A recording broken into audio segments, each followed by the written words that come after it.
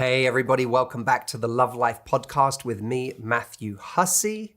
Thank you so much for listening to this podcast, or if you watch it on YouTube, thank you for watching.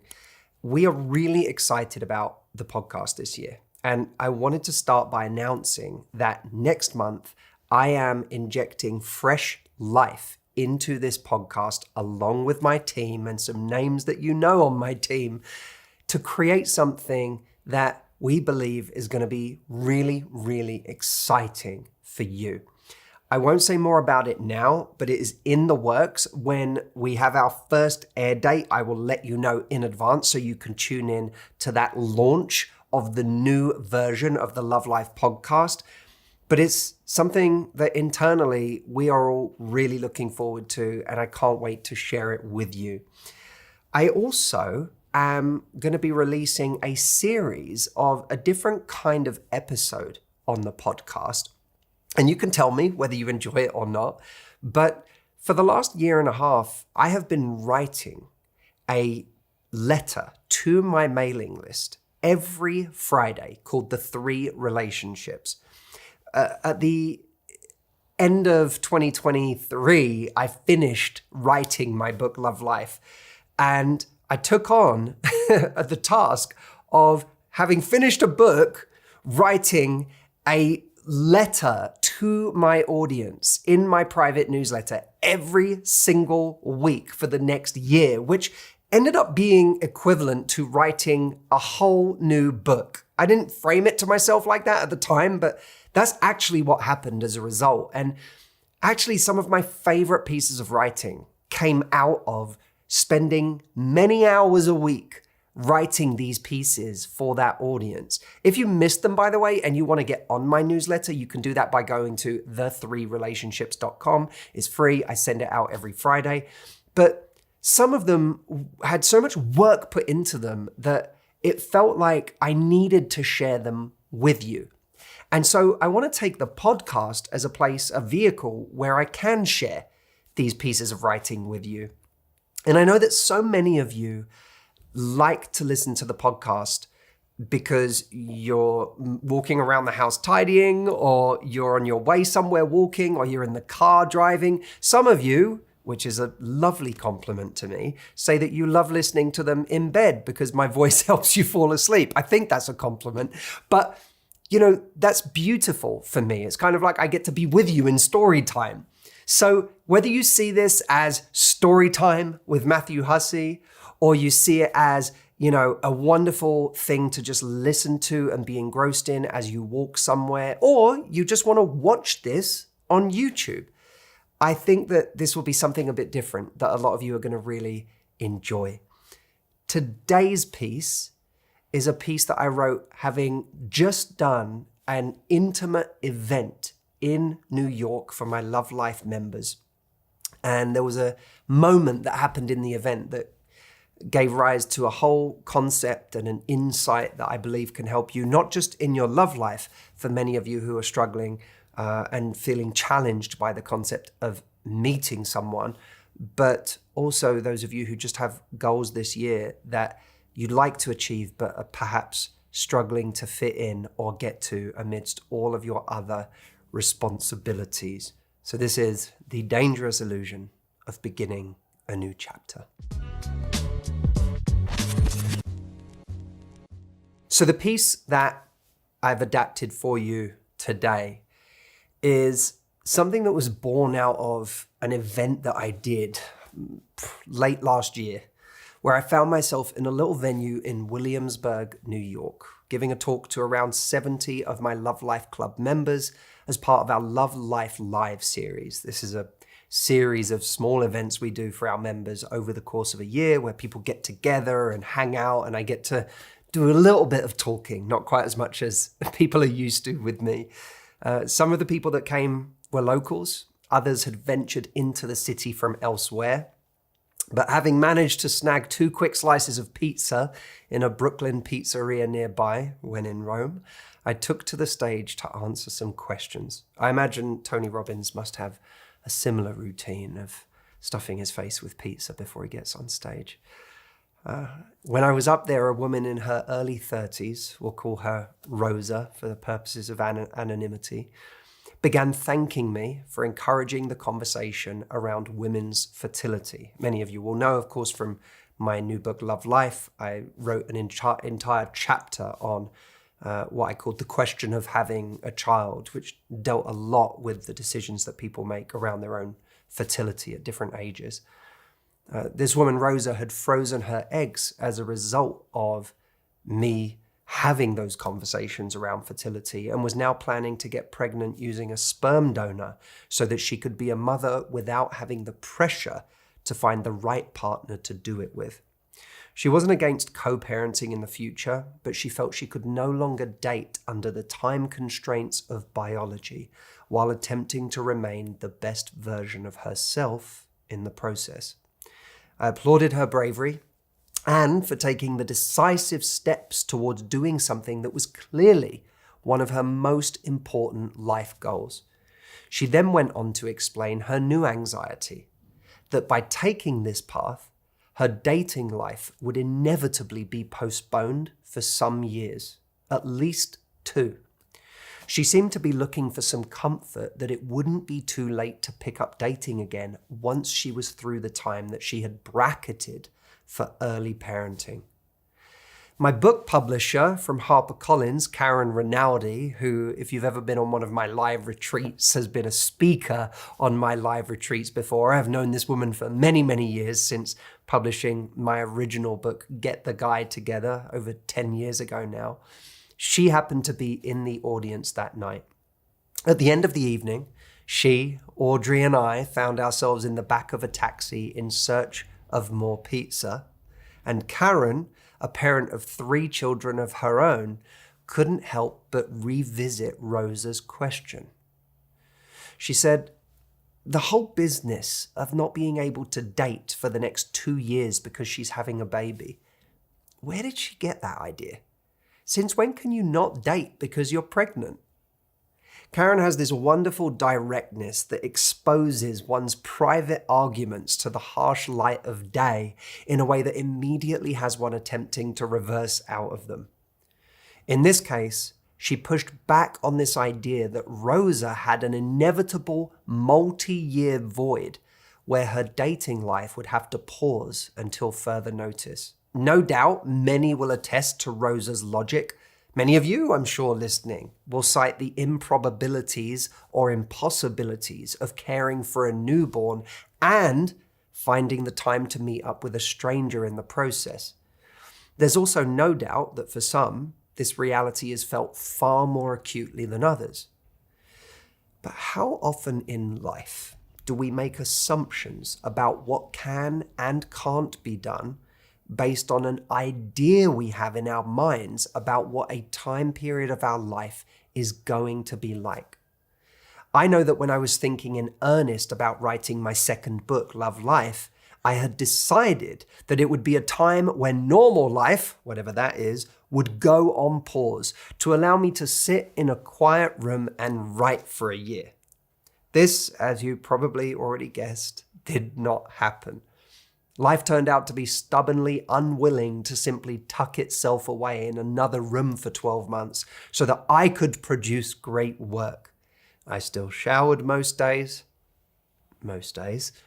took the odd jiu-jitsu class, was required to meet with my team every couple of weeks, and made appearances in the lives of my friends and family. The extent to which you agree or disagree with Karen about Rosa's situation doesn't really matter. The point is that it's almost never black and white.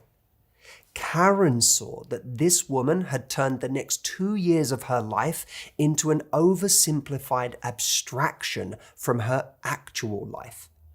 The perfectly packaged period of time that she was referring to would in fact never exist. It would certainly never be felt in the way that she was referring to it. She wouldn't cease to be a woman who wanted connection during this time. Nor would there be an obvious moment, years from now, when an internal green light would magically turn on, signaling that life had opened up for her to date again. She was entirely capable of finding herself standing in a coffee shop, 3 months pregnant, making eye contact with an attractive stranger. She could still let her circle know that she was open to meeting someone. Life would go on as it always had, only with a new layer of responsibility. Would there be a story for her to tell if she met someone? Absolutely. But isn't there always? The British poet David Whyte once said of his own work as a writer, "Work is achieved not by creating a hermetic space sealed off from the world, but nel mezzo, in the middle of everything." David has come to laugh affectionately at the rules that he had created for himself in the past about the conditions he deemed necessary to write, that he have 2 weeks of uninterrupted time and a week on either side of that to work up to it prior and to decompress afterwards. The truth about our life is that we will always be living it nel mezzo, that is to say, in the middle. In the middle of financial challenges, in the middle of family obligations, relocations, mental health fluctuations, physical changes, and major projects. When will this not be the case? Has it ever not been the case for you? Once we realize this, it frees us up to stop thinking in abstract chapters, each of which must be neatly concluded before another one can begin, and to get on with the messy, multifaceted, and ongoing conversation that is calling for our attention. The process of actually living. It's like Meryl Streep as Miranda Priestley in The Devil Wears Prada. Now, I don't know this film well, so please don't start quoting me on this. But what I do know is that she is a powerful CEO who walks through her offices in stereotypical fashion, constantly being pounced on by people needing to let her know about some meeting she has to attend or requiring her to sign off on a design for the cover of the magazine. Her life appears utterly unrelatable until we take a closer look. Because when we do, we'll see the relentless nature of our own lives. You are the CEO whose time and energy are being called for in myriad ways every hour of every day. Whether it's to decide on a gift for a loved one, RSVP to an invitation, wrap up a piece of work before a vacation, take a shower, find time to work out, pay the electricity bill. Will there be times when certain priorities, like giving birth in Rosa's case, are the headline? Yes, but beware the tempting but entirely theoretical exercise of hermetically sealing off portions of your life in ways that bear no resemblance to the manner in which they will actually unfold, with or without your permission. Date, work out, meet up with a friend for coffee, start the creative project you keep putting off. Give yourself permission to layer in the parts of your life you told yourself wouldn't be possible. And on the days or weeks when they're simply not possible, give yourself permission to be okay with that too. So what about you? What things have you been putting off instead of finding a way to crowbar them into the middle, nel mezzo, as David Whyte puts it? Yes, of course, there are things that are making it difficult today, but on some level, that will always be the case, won't it? And if that's true, you might as well give yourself permission to start doing a couple of them now. What would be one thing that you would do today if you were no longer telling yourself it was impossible, or were no longer waiting for the perfect amount of time or space to do it? Could you be okay with doing it imperfectly now? Now, one of the big themes of my year and my coaching this year, as I'm helping many of you out there, because I know many of you are not just watching me on YouTube, you're taking a much more intimate journey with me in a coaching process. One of my big themes is this idea of nel mezzo. There will never be a perfect time. And we can't keep delaying our life and the things that we want to do until some later date.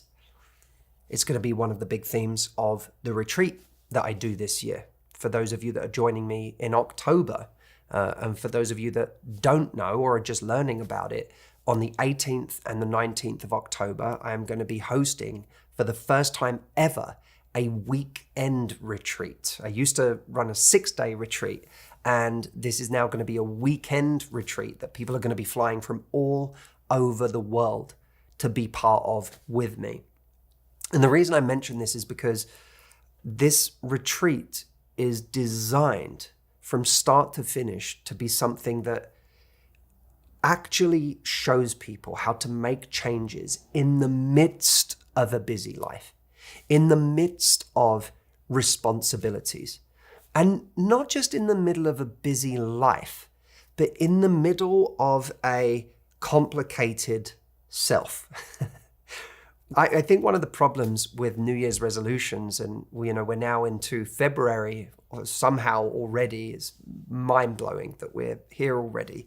I don't know about you, but for me, January just did this. I was on vacation for the first week. I came back into the LA fires and then got sick for the last week of January. And so my plans for January ended up being very, very different in reality than the ones I had in my mind. And that's probably true whether you live in LA or not, or you got sick. I'm sure on some level that's true for you too. You had this idea of what January was going to be like, and then it just disintegrated before your eyes as quickly as it arrived.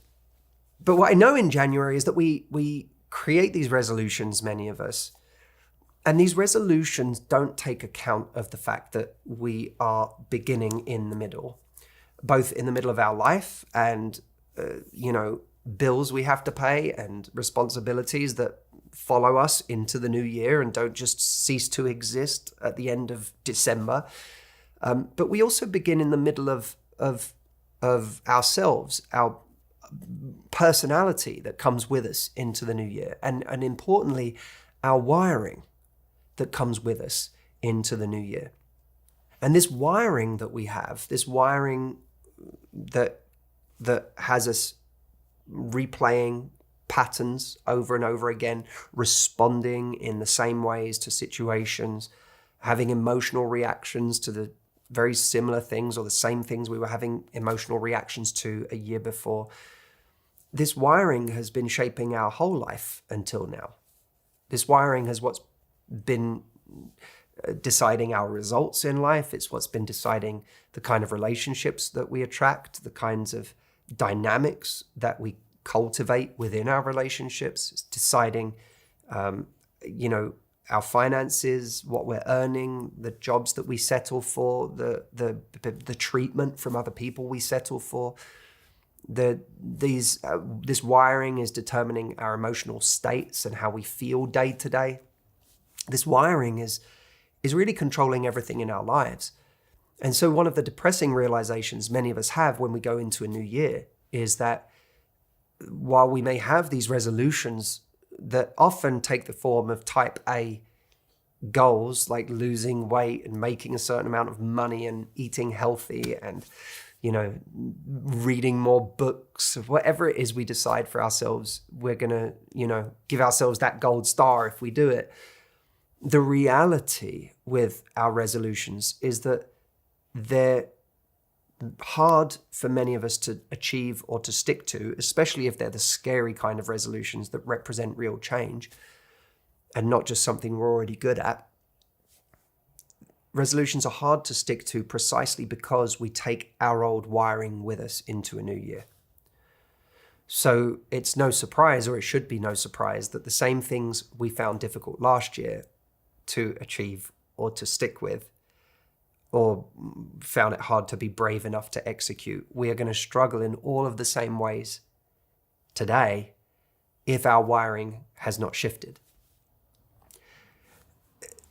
The good news is that the results we've been getting so far in our lives are not a reflection of what's possible for us.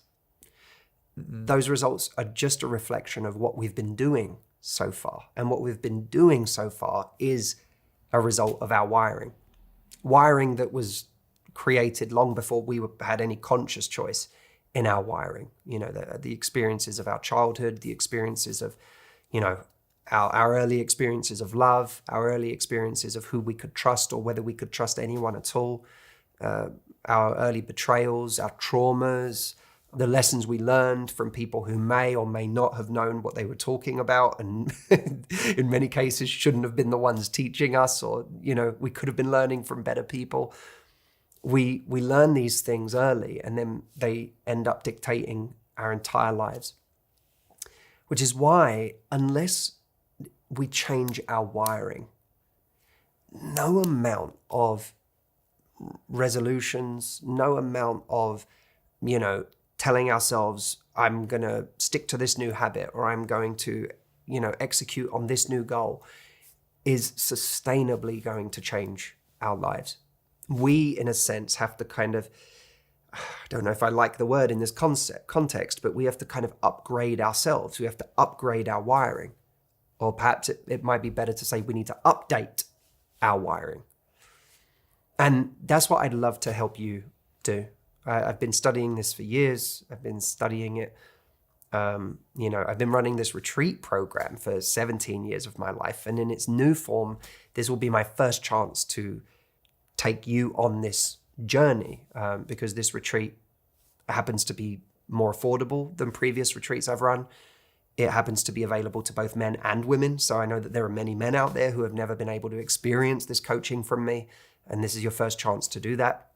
And I'm hoping that because it's a weekend and not a week, logistically, it will be far easier for many of you to actually get there and to find the time to make this happen. And for those of you that can't get there in person, we also have a virtual ticket available. So you can actually take this from anywhere in the world. And, you know, for some of you, you'll be on the easiest time zones for that. Others will be on the craziest time zones for that, but it doesn't matter. It's 2 days. It's 2 days. So you'll make it work for a weekend.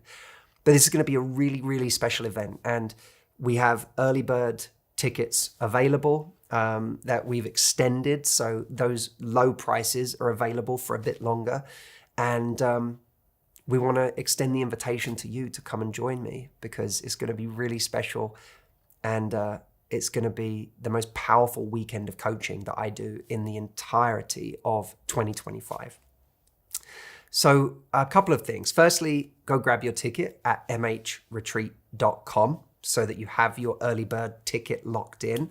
Whether you come and be with me in person or whether you do it virtually, it doesn't matter. But I do want you to experience this weekend so that you can get the changes you want to make once and for all, whether they're for your love life because you really want to meet someone and you feel like you're getting in your own way, or you're blind to why it's not happening, whether you are not happy with your confidence in general in your life and you want to take your confidence to a whole new level, whether you feel like you're just holding yourself back in your life. And like me, you value life and you want to make the most of it, but you feel like you're in danger of throwing it away. You're in danger of waking up 5 years from now and looking back and going, my God, I'm still in the same place. I'm still sabotaging in the same ways. I haven't worked on that wiring that Matthew's talking about. This is for everybody. So bring a family member, bring a friend, get the people that you know and love involved in this as well. That's step one. Go to mhretreat.com and grab your ticket. Step two, let me know what you thought of this episode in general. I want to know what you think of this format. I put so much time and energy into these pieces that I wrote for people who are on my private newsletter, and I wanted them to be experienced by more people because I know these concepts can really help people. And I spend so much time on them every week that it seems mad to me that more people aren't actually getting to experience them. So let me know what you thought of today's concept and this format in general. I'd love to know. If you're on YouTube right now, leave a comment and I'll be reading them. If you're listening to this on a podcasting platform, then email me podcast@matthewhussey.com. I'll be reading your emails. And I'd just love to know what you think. By the way, if you want to sign up to my newsletter, come join us at the3relationships.com. That's the number 3 relationships.com. They're free to join, and I send them out every Friday. And other than that, I look forward to sending you more episodes of the Love Life podcast, and next month launching a brand new version of the Love Life podcast. In the meantime, be well, take care of yourself, and I look forward to seeing you in the next episode. Thank you for listening.